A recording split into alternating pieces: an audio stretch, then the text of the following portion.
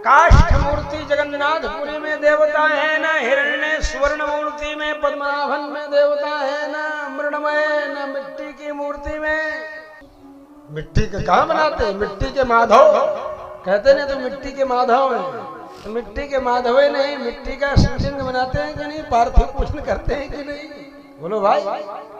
न मृणमय बोले तो न मिट्टी में है, न सोने में है, न लकड़ी में है, न पत्थर में है।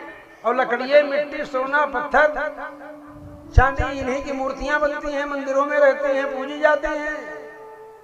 बोले तो कहाँ रहते हैं? बोले वो मिट्टी में, मिट्टी के रूप में नहीं, मिट्टी के अंदर रहते हैं, वो पत्थर के अंदर रहते हैं। माने पत्थर में उनकी प्राण प्रतिष्ठा करने का भाव होता है ना। अब जब प्राण प्रतिष्ठा करते हैं, दुकानों में तो बहुत मूर्तियां रखी रहती हैं, कौन भोग लगाता है, कौन आरती करता है दुकानों में? प्राण प्रतिष्ठा करने के बाद भाव उसमें उत्पन्न होता है। इसलिए कहते हैं भावो ही विद्यते तेषु तेषु केषु हिरण्येषु मृणमयेषु पाषाणमयेषु विग्रहेषु भावो ही विद्यते। उन विग्रहों में भाव ही प्रधान है, समझे? भावग्राही जनार्दन, भगवान भाव को देखते हैं। आपका भारतीय संविधान भी कई बार भाव को देखता है। अगर आपसे गोली चल गई, मार दिया, जान चली गई उसकी, उसके बाद आपका इरादा नहीं था गोली चलाने का, गलती से बटन दब गया, गैर इरादतन बटन दब गया, आपका बड़ा प्रेमी ही था, मित्र ही था, लेकिन संयोग से मर गए, बगल में ही था आपके, बटन दब गया, सीधे कर रहे थे, गली देख रहे थे, बगल में ही तुम्हारा दोस्त भी था, दब गया, अब झेल गए, मुकदमा चला, तो गैर इरादतन ढंग से मरा, इरादा नहीं था मारने का, अपने दोस्त को मारने का किसका इरादा होगा? या कोई नली हिसाब कर रहा है, कोई दोस्त नहीं है, दूसरा ही नौकरे चाकर कोई है, और फायर हो गया, फिर गलती से कुछ हो गया तो क्या हो? तो बोलते हैं लक्ष्य क्या था? मारना लक्ष्य था, तब तो अपराधी है। और अगर देख रहे थे, कर रहे थे, यही लक्ष्य था, मारना लक्ष्य नहीं था, गलती से बटन दब गया, मर गया, तो अपराधी नहीं मानता है कोर्ट भी उसको। तो भगवान भी भाव देखते हैं, और भाव जो देखा भगवान ने, तो 7 दिन तक बेचारी वो जात की छोरी कर्माबाई वो भूखी रह गई।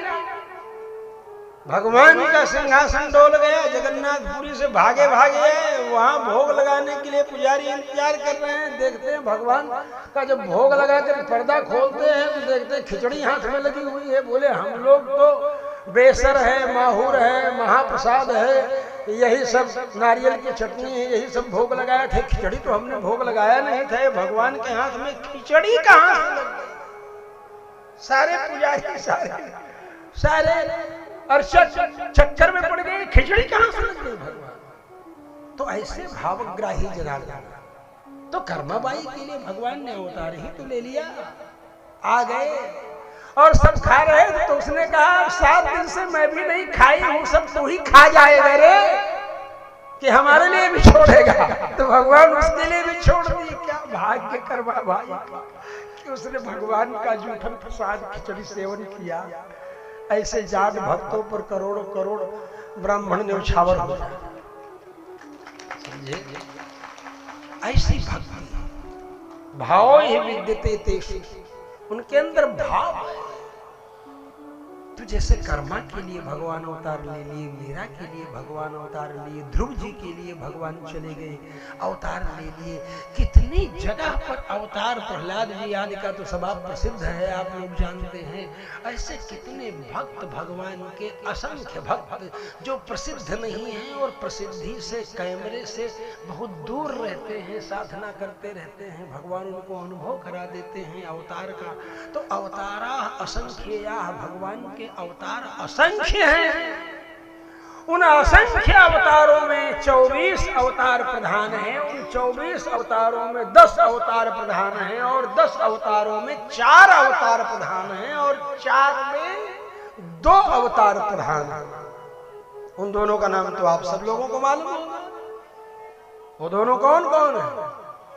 हाँ? बोलो राम कृष्ण। देखिए सब आप लोग जानते हैं।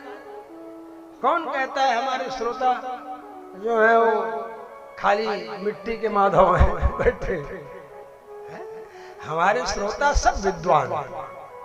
इसीलिए मैं इन लोगों को देख करके और इन लोगों के समझने की स्थिति में सोच करके मंथन तो ये लोग अपने मन में करते रहते हैं, मक्खनवा ऊपर चला जाता है और हम सिंहासन पर बैठे हैं तो इसलिए मेरे बराबरी में आ जाता है, तो वही मक्खन मैं आप सब लोगों को देता हूं और उसी को फिर आप लोग चिंतन करके और मनन करके और अनुभव करते हैं तो उसको आप लोग मक्खनों को जब कड़कड़ा देते हैं तो प्योर घी हो जाता है। मक्खन रख दो तो खराब हो जाएगा और घी रहेगा तो सालों नहीं खराब हो। जितने पुराना होता जाएगा उतने उसमें विष को नष्ट करने की शक्ति बढ़ती जाएगी। अब 15 वर्ष पुराना घी हो और किसी को सांपों काट दिया हो विषैला विषधर और उसको वही 15 साल पुराना घी पिला दीजिए पेट भर, हरहरा करके उल्टी होगी, काला काला घी होगा, सारा विष निकल जाएगा, उसी समय स्वस्थ हो जाएगा। आयुर्वेद में शास्त्र में वर्णन किया है गोमूत्रेर नरमूत्रेर वा पुराणेन घृतेन वा। गोमूत्र से या नरमूत्र मतलब बैल का मूत्र, बछड़े का मूत्र, नरगौ, पुराणेन घृतेन वा, पुराना घी हो। हैं जनार्दन भैया बैठे हैं तो वैद्य हमारे तो बहुत बड़ा प्रयोग होता है उसमें। पुराने विषम पुरियात चिकित्सितम, विष की चिकित्सा करनी चाहिए। तो ये समग्र सृष्टि के अंदर मानव योनि और मानव योनि के मूल मनु महाराज, उन्हीं का शासन सर्वत्र था। परमात्मा ने कृपा किया तो समस्त जीवों को शरीर दिया,